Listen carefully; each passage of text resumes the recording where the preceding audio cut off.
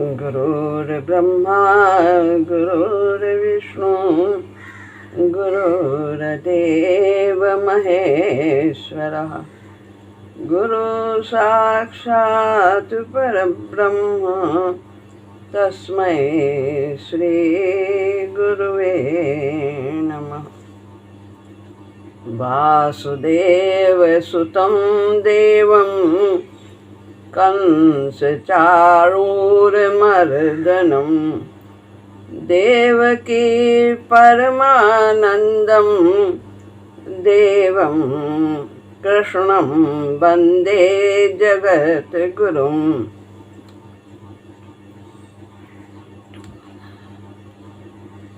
जो वासुदेव के पुत्र दिव्य रूपधारी कंस एवं चाणूर का नाश करने वाले और देवकी जी के लिए परम आनंद स्वरूप हैं, उन जगत गुरु भगवान श्री कृष्ण की मैं वंदना करता हूँ। देवकी परमानंदम कृष्णम वंदे जगत गुरु।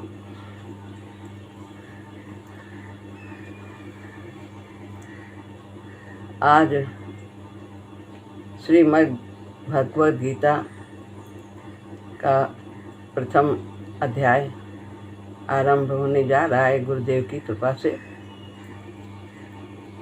और गीता का महात्म्य असीम है। इसमें किसी भी वाद का हो, द्वैत अद्वैत विशिष्टाद्वाद, कितने भी वाद हैं, किसी भी जात का हो, किसी भी स्थिति में हो, किसी भी परिस्थिति में हो, इस गीता ग्रंथ के द्वारा इस पर चल करके जो शिक्षाएं हैं उनको अपने जीवन में उतार करके व्यक्ति हर परिस्थिति में अपना कल्याण कर सकता है। इसका महात्म्य अपार है। तो इसलिए हम सभी आज प्रथम अध्याय से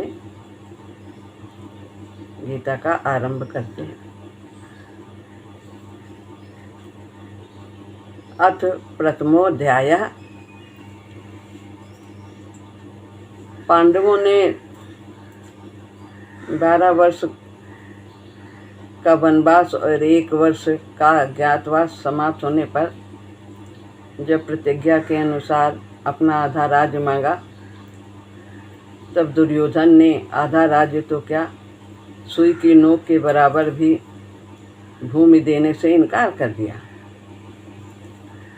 अतः पांडवों ने माता कुंती की आज्ञा अनुसार युद्ध करना स्वीकार किया। इस प्रकार पांडवों और कौरवों का युद्ध होना निश्चित हो गया और उसी के अनुसार दोनों ओर से युद्ध की तैयारी होने लगी। महर्षि व्यास जी धृतराष्ट्र पर बहुत स्नेह करते थे। उस स्नेह के कारण उन्होंने धृतराष्ट्र के पास आकर कहा कि देखो, युद्ध तो होना निश्चित है और उसमें क्षत्रियों का महान संहार भी होगा, इसे कोई टाल नहीं सकता। यदि तुम युद्ध देखना चाहते हो तो मैं तुम्हें दिव्य दृष्टि दे सकता हूँ, जिससे तुम यहीं बैठे बैठे युद्ध को अच्छी प्रकार से देख सकते हो। इस पर धृतराष्ट्र ने कहा कि मैं तो जन्म से अंधा हूँ और मैंने उन बच्चों को बड़े होते ही नहीं देखा, तो मैं उनका संहार होते हुए कैसे देख सकता हूँ। तो मैं समाचार तो जरूर सुनना चाहता हूँ युद्ध का। तो तब व्यास जी ने कहा कि अच्छा, मैं संजय को दिव्य दृष्टि देना चाहता हूँ, दे देता हूँ, जिससे ये संपूर्ण युद्ध को, संपूर्ण घटनाओं को, सैनिकों के मन में आई हुई बातों को जान लेंगे और सुन लेगा, देख लेगा और सब बातें तुम्हें सुना देगा। ऐसा कहकर व्यास जी ने संजय को, जो कि उनके शिष्य थे, उनको दिव्य दृष्टि दे दी। संजय बड़े ही ज्ञानी धर्मात्मा और वे सूत पुत्र थे। तो निश्चित समय के अनुसार कुरुक्षेत्र में युद्ध आरंभ हो गया। 10 दिन तक संजय वहीं युद्ध स्थल पर ही रहे, वहीं पर देखते रहे। लेकिन जब पितामह भीष्म बाणों के द्वारा रथ से गिरा दिए गए, तब संजय ने हस्तिनापुर आकर के धृतराष्ट्र को यह समाचार सुनाया कि भीष्म पितामह को ऐसा हो गया है, बाणशैया पर पड़े हैं। इस समाचार को सुनकर धृतराष्ट्र को बहुत दुख हुआ और वे विलाप करने लगे। फिर उन्होंने संजय से युद्ध का सारा वृतांत सुनाने के लिए कहा। तो वो संजय अब आरंभ से ही जैसा जैसा युद्ध क्षेत्र में हुआ वो वर्णन पहले का सुनाया और फिर उसके बाद भी सब कुछ सुनाने लगे। धृतराष्ट्र उवाच। पहला श्लोक है श्रीमद् भगवद गीता का। धर्म क्षेत्रे कुरुक्षेत्रे समवेतायुयुत्सवः मामकः पांडवाश्चैव किम कुर्वत संजय। धृतराष्ट्र वाच, यानी धृतराष्ट्र कहते हैं, बोले, संजय, हे संजय, धर्मभूमि कुरुक्षेत्र में, धर्म क्षेत्र यानी धर्मभूमि, कुरुक्षेत्र यानी कुरुक्षेत्र में समवेता इकट्ठे हुए, युयुत्सवा यानी युद्ध की इच्छा वाले, मामका मेरे, चा और पांडवा पांडु के पुत्रों ने, एव माने भी, क्या, किम माने क्या, अकुर्वत किया। अकुर्वत यानी पास्ट टेंस है, इसमें संस्कृत में क्रिया में आ लग जाता है पास्ट टेंस में। वैसे हिंदी में तो आ के मतलब नहीं होता है, लेकिन संस्कृत में ये पास्ट टेंस के भूतकाल की क्रिया हो जाती है।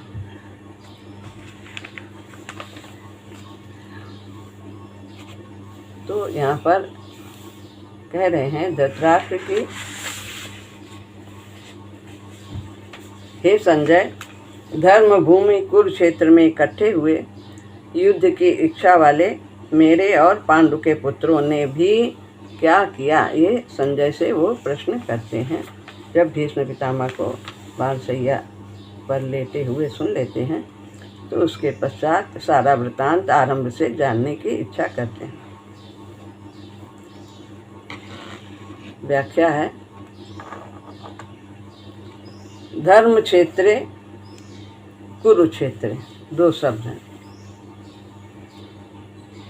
कुरुक्षेत्र में देवताओं ने यज्ञ किया था। ये नाम क्यों ऐसा यहाँ पर ये भूमि क्यों चुनी गई और इसका नाम ये क्यों रखा गया कि दोनों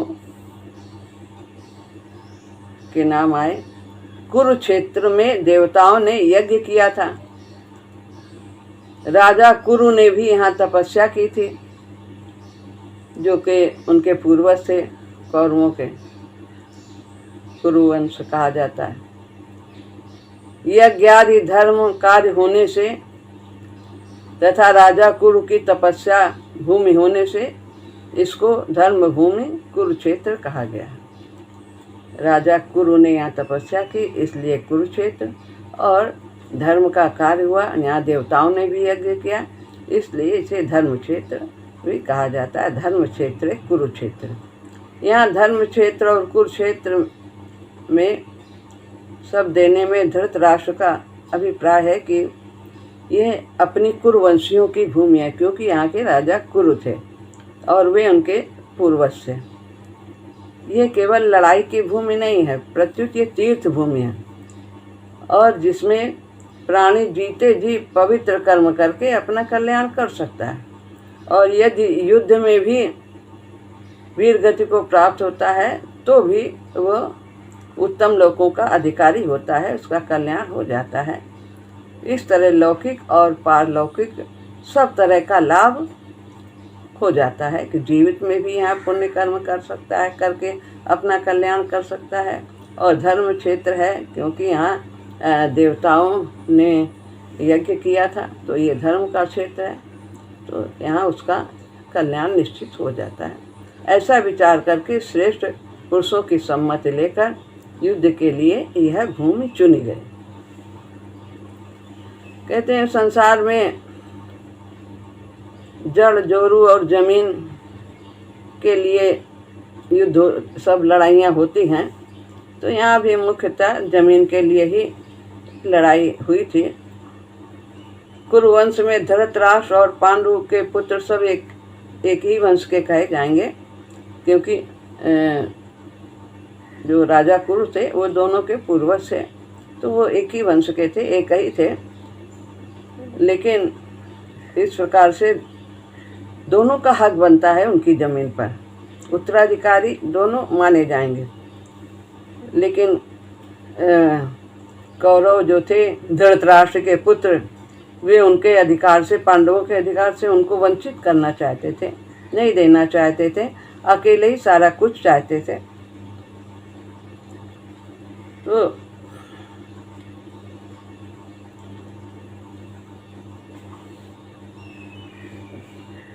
धर्म क्षेत्र कुरुक्षेत्र, मनुष्य को यह शिक्षा लेनी चाहिए इन शब्दों से कि कोई भी हम काम करें तो वो धर्म को सामने रख करके ही करें। प्रत्येक कार्य सबके हित की दृष्टि से ही करना चाहिए, केवल अपने सुख आराम की दृष्टि से नहीं। और कर्तव्य अकर्तव्य के विषय में निर्णय कहाँ से लेना है, शास्त्र को सामने रख करके ही निर्णय लेना चाहिए। अब कहते हैं समवेता युयुत्सवा, ये शब्द आया है। समवेता माने इकट्ठे हुए हैं, किस लिए? युद्ध की इच्छा से। युयुत्सवा यानी युद्ध की इच्छा से दोनों लोग इकट्ठे हुए हैं। तो धृतराष्ट्र ने कहा कि युद्ध की इच्छा से इकट्ठे हुए मेरे और पांडु के पुत्रों ने क्या किया, ये सुनना चाहते हैं। राजाओं के द्वारा बार बार संधि का प्रस्ताव रखने पर भी दुर्योधन संधि नहीं करना चाहता था। वो चाहता था कि सब कुछ हमें मिले, हम पांडवों को बिल्कुल न दें।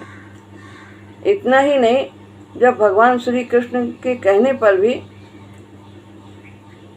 दुर्योधन ने स्पष्ट कह दिया कि बिना युद्ध के मैं सुई की नोक की जितनी भी जमीन नहीं दूंगा। वो जानता था कि हमारे पक्ष में भीष्म हैं, द्रोणाचार्य हैं, इतने बड़े बड़े महान योद्धा हैं, अश्वत्थामा हैं, और ये तो कम हैं, इनके पास क्या है, ये तो वनवासी रहे क्या थे, और ये कैसे कर सकते हैं, इनकी तो निश्चित ही हार होगी।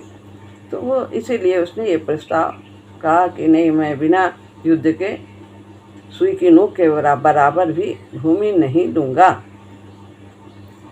तब मजबूर होकर पांडवों ने भी युद्ध करना स्वीकार किया। स्वतः उन्होंने अपनी ओर से युद्ध नहीं की इच्छा जाहिर की, क्योंकि वे तो धर्मात्मा थे। लेकिन यदि उनके अधिकार से वंचित किया जाता है तो वो क्षत्रिय होते हुए इस प्रकार अपने अधिकार का त्याग भी नहीं कर सकते थे, अनाचार को नहीं बढ़ने देना चाहते थे। इस प्रकार मेरे पुत्र और पांडु पुत्र दोनों ही सेनाओं के सहित युद्ध की इच्छा से इकट्ठे हुए। दोनों युद्ध चाहते थे। वो जो था दुर्योधन, वो तो सारा ही राज्य चाहता था, लेकिन पांडव भी अपने अधिकार का त्याग नहीं करना चाहते थे। लेकिन फिर भी वे धर्मात्मा होने के नाते वे कहीं भी, बाद में देखिए अर्जुन ने कहा कि मैं भीख मांग कर खा लूँगा लेकिन युद्ध नहीं करूँगा, अपने सब प्रियजनों को नहीं मारूँगा, ऐसा उन्होंने कहा। लेकिन माता कुंती ने यह आज्ञा दी। क्यों दी? क्योंकि वे ये सब तो बर्दाश्त कर सकते थे कि राज्य ना मिले, लेकिन वो अपनी प्रिय पुत्र वधू द्रौपदी का जो अपमान हुआ भरी सभा में, उन्हें वस्त्रहीन करने का जो साहस किया गया वे उसे सहन न कर सके और उसके लिए उन्होंने युद्ध की इच्छा जाहिर की।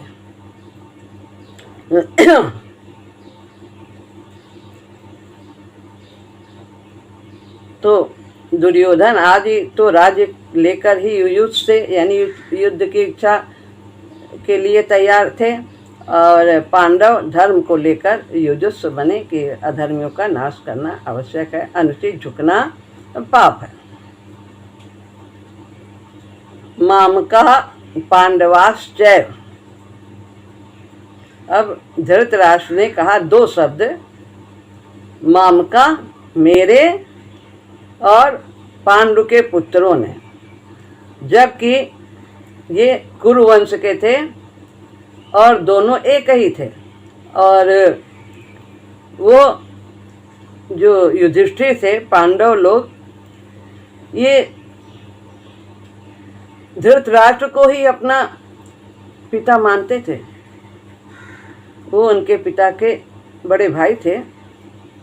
उनके न रहने के कारण पांडु के वो धृतराष्ट्र को ही अपना पिता मानते थे और उनकी आज्ञा का पालन करते थे। चाहे वो उचित आज्ञा दे, चाहे वो अनुचित आज्ञा दे, उस पर वे विचार नहीं करते थे और उनकी आज्ञा का पूरी तरह से पालन करते थे। धृतराष्ट्र के द्वारा अनुचित आज्ञा देने पर भी पांडव उचित अनुचित का विचार न करके उनकी आज्ञा का पालन करते थे। अतः यहाँ मामका पद के अंतर्गत कौरव और पांडव दोनों आ जाते हैं। मामका जब वो उन्हें पिता मानते थे तो वो मेरे पुत्रों को उनको कहना चाहिए, लेकिन उन्होंने कहा कि मेरे और पांडु पुत्रों ने उन्होंने अलग अलग कर दिया। तो फिर पांडव पद अलग देने का क्या तात्पर्य था?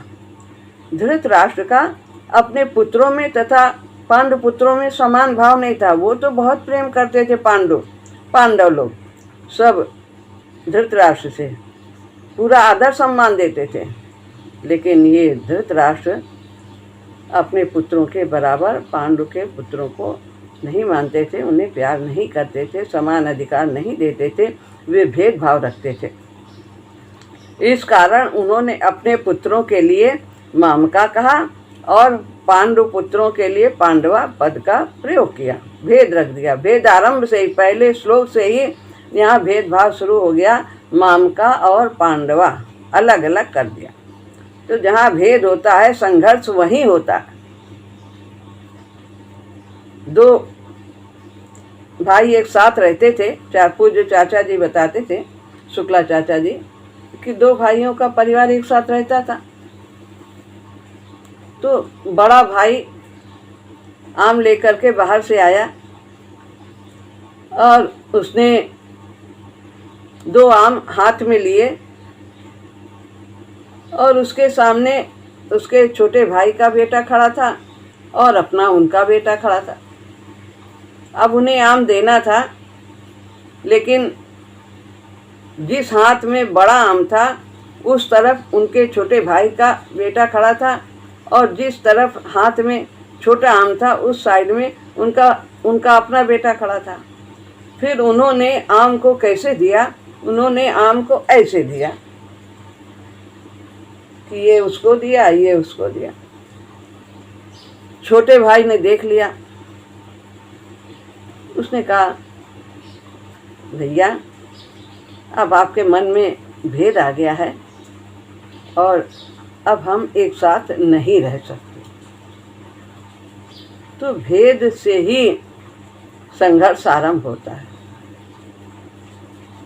तो यहाँ पर भेद किया धृतराष्ट्र ने। आरंभ से ही उनके मन में भेदभाव था और यहाँ वही भेदभाव प्रकट हो गया। जो दिल में बात होती है वही जुबान से भी निकलती है। शुरू से उनका वही अभ्यास था, तो वही शब्द उन्होंने ये युद्ध का समाचार सुनने में व्यक्त किया। ये द्वैत भाव के कारण ही धृतराष्ट्र को अपने कुल का संहार का दुख भोगना पड़ा। इससे मनुष्य मात्र को यह शिक्षा लेनी चाहिए कि वह अपने घरों में, मोहल्लों में, गांवों, प्रांतों में, देशों में, संप्रदाय में द्वैत भाव न रखे।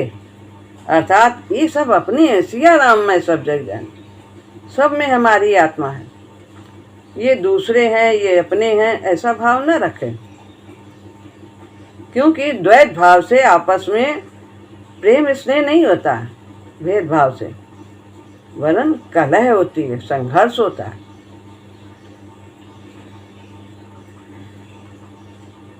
यहाँ पांडवा कहने का और तात्पर्य है, क्योंकि पांडु बड़े ही, जो पांडु इनके धृतराष्ट्र के छोटे भाई थे, वे बड़े धर्मात्मा थे और उनके पुत्र भी उन्हीं के समान थे, युधिष्ठिर आदि। तो पद के साथ एव लगाने का तात्पर्य है, एव माने ही भी, कि उन्होंने भी क्या किया, मेरे पुत्र पांडु पुत्रों ने भी क्या किया। भी इसलिए लगाया क्योंकि वो तो बहुत अच्छे हैं, वो तो धर्मात्मा है, वो तो मेरी आज्ञा का पालन करते हैं, और वो तो युद्ध चाहेंगे ही नहीं, वो तो ऐसे ही राज्य दे देंगे, वो तो मेरा बेटा सब पूरा ही पा जाएगा। तो क्या उन्होंने युद्ध शुरू किया, क्या किया कि नहीं किया, किस प्रकार? तो युद्ध तो शुरू ही हो गया था। तो यहाँ पर प्रश्न उनका यही होता है कि उन्होंने भी क्या किया। अतः उन्हें युद्ध नहीं करना चाहिए था, वे बहुत धर्मात्मा थे, परंतु वे भी युद्ध के लिए रणभूमि में आ गए। तो वहाँ आकर उन्होंने क्या किया देखो। और हम लोगों ने देखा भी है महाभारत में कि देखो, अरे वो तो अर्जुन कह ही रहा था कि युद्ध नहीं करेंगे, युद्ध नहीं करेंगे, मैं भीख मांग के खा लूँगा, लेकिन ये कृष्ण है, ये तो देखो उनको उकसा रहा है कि ये युद्ध करो, युद्ध करो, समझा रहा है, ऐसे उकसा रहा युद्ध के लिए। तो ये भगवान तो कर्तव्य का पालन करने के लिए कहेंगे, क्षत्रिय हो क्यों नहीं करोगे, फिर कौन करेगा, आतताइयों का नाश कौन करेगा। तो प्राण की मोह छोड़ करके अपने कर्तव्य का पालन करो। मामका और पांडवा, इनमें से पहले मामका पद का उत्तर संजय आगे के दूसरे श्लोक में देंगे कि उनके पुत्र ने क्या किया, दुर्योधन ने क्या किया, कि वहाँ पर आकर के आगे द्रोणाचार्य को बताया कि ये सब देखिए, ऐसी सेना पांडवों की खड़ी है और इनके जो सेनापति हैं वो भीम हैं और हमारी ओर के सेनापति भीष्म हैं, जो द्विपक्षी हैं, दोनों तरफ से प्रेम करते, इधर के भी प्रेम करते हैं, कौरवों को भी और पांडवों, दोनों पक्ष से प्रेम करते। लेकिन जो भीम हैं वो अपनी सेना के सेनापति हैं, पांडवों की सेना के, और वो एक पक्षी हैं, उन्हें केवल अपने ही पांडवों की सेना की ओर से स्नेह है, विशेष है। तो इस तरह ऐसा उनको समझाते हैं, ये सब संजय उनको बता रहे हैं। दुर्योधन ने अपनी सेना के मुख्य योद्धाओं के नाम लेकर उनके रण कौशल आदि की प्रशंसा की। दुर्योधन को प्रसन्न करने के लिए भीष्म जी ने जोर से शंख बजाया। उसको सुनकर कौरव सेना में भी शंख आदि बाजे बज उठे। फिर भगवान ने अपना शंख बताया। भगवान जबकि सारथी थे और सारथी को ऐसा हक नहीं होता है कि वो शंख युद्ध का आरंभ करे, युद्ध की घोषणा करे, लेकिन भगवान यहाँ पर मुख्य हैं। ये सिद्ध किया जाता है कि उन्हीं की इच्छा से ही सब कुछ हो रहा है। फिर उसके पश्चात अर्जुन ने बजाया, सबने, अर्जुन आदि ने। उसके बाद भी संजय पांडवों की बात कहते कहते 20वें श्लोक से श्री कृष्ण और अर्जुन के संवाद का प्रसंग आरंभ कर देते हैं। क्या कहते हैं कि अर्जुन ने कहा कि हमारी ही कृष्ण मेरे रथ को दोनों सेनाओं के मध्य में खड़ा कर दें, ताकि मैं दोनों ओर के महारथियों को देख सकूं कि मुझे किन किन से युद्ध करना है। तो ये आरंभ, यहाँ से दोनों का संवाद आरंभ होता है। अर्जुन बोले, पहले तो दुर्योधन ने के वाच सब कहा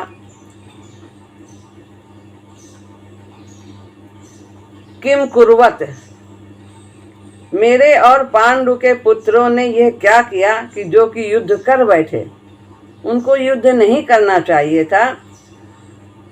ऐसी निंदा या अपेक्ष भी यहाँ नहीं लिया जा सकता, क्योंकि युद्ध तो आरंभ ही हो गया था। और विकल्प की बात है कि क्या युद्ध हुआ कि नहीं हुआ, ये भी नहीं सोचना है। किम कुर्वत में युद्ध तो आरंभ ही हो गया कि वो लोग निश्चय कर रहे हैं कि नहीं, कि युद्ध करना चाहिए कि नहीं करना चाहिए। धृतराष्ट्र के भीतर पूछने का यह भाव नहीं था कि युद्ध शुरू हुआ कि नहीं शुरू हुआ और संधि तो नहीं कर ली, ऐसा नहीं, क्योंकि वो तो भीष्म बाणसैया पर गिर चुके थे, युद्ध तो आरंभ ही हो गया था। तो यहाँ किम शब्द का अर्थ लेना यह ठीक बैठता है कि धृतराष्ट्र संजय से भिन्न भिन्न प्रकार से छोटी बड़ी सब घटनाओं को जानना चाहते थे विस्तार पूर्वक। इसलिए वो प्रश्न कर रहे हैं कि क्या हुआ, अब क्या हुआ, अब क्या हुआ। तो यहाँ बताते हैं कि मेरे पुत्र और पांडु के पुत्र, इस मतभेद से ही राग द्वेष पैदा हुआ, जिससे लड़ाई हुई, हलचल हुआ। धृतराष्ट्र के भीतर पैदा हुए राग द्वेष का फल यह हुआ कि 100 के 100 कौरव मारे गए, पर पांडव एक भी नहीं मारा गया, क्योंकि वे सब राग द्वेष से रहित थे। युद्ध में ये नहीं सोच के उन्होंने किया कि हमें जीत होगी, मेरी जीत होगी, मुझे राज्य मिलेगा। सुख दुख समय कृत्वा लाभा लाभो जया जयो ततो युद्धस्य नैवं पापम अवाप्स्यति, कि ये भगवान ने कहा कि सुख दुख हानि लाभ जय पराजय इन सब की इच्छा का त्याग करके युद्ध कर, अपना कर्तव्य समझ के कर, तुझे कोई पाप नहीं लगेगा।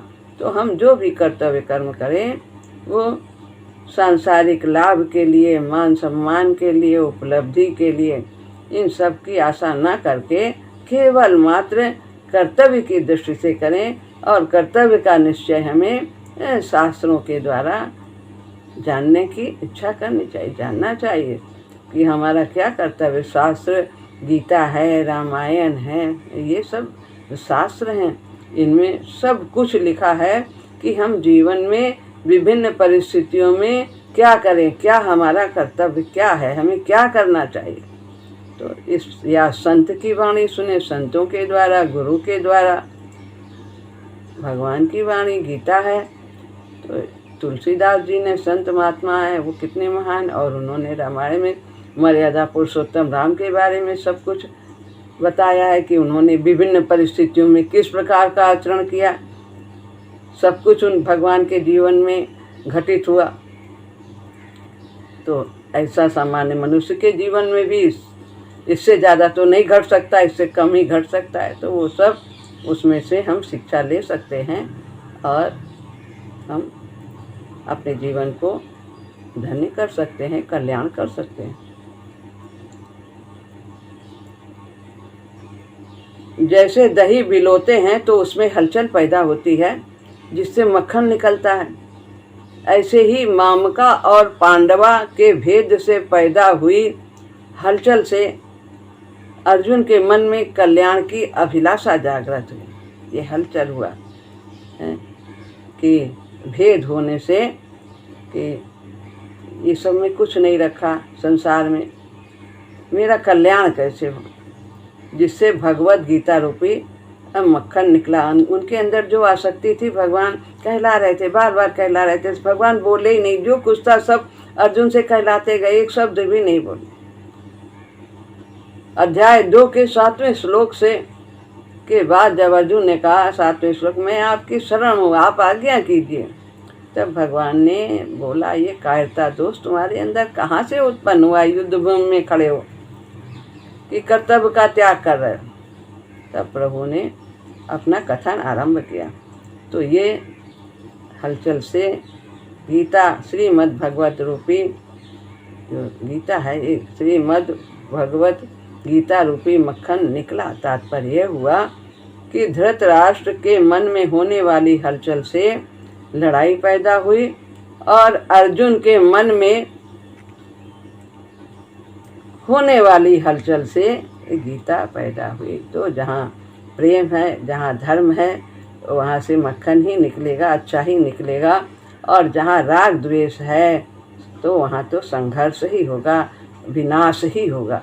तो हमें पावन प्रेम करने की सभी से चेष्टा करनी चाहिए, यही गीता हमें सिखाती है। श्री राम।